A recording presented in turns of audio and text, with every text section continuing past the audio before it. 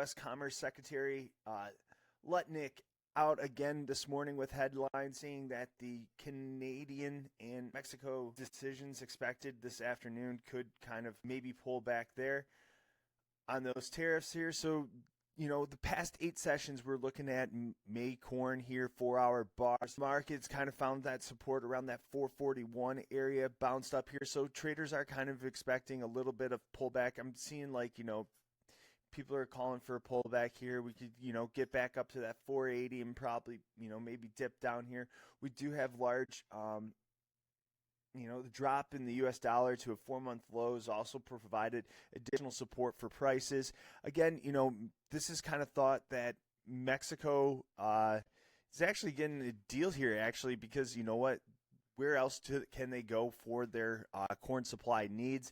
Now they have a break in flat price. Is making it really hard for them to look elsewhere. We can roll back to beans here.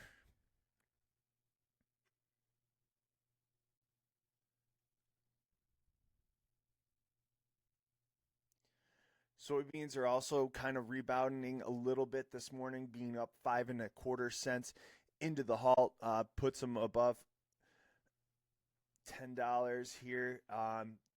Seeing potential easing of tariffs related to the USMCA agreement has also, provided a little bit of optimism here. So it's going to be a big afternoon for grains.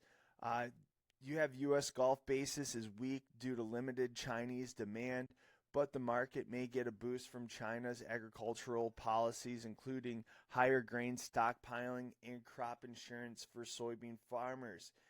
May beans hit a significant oversold level. So stochastics suggest a possible short-term covering bounce with, initial resistance seen up above around right here with this bar around 1030. And then last but not least, we have wheat.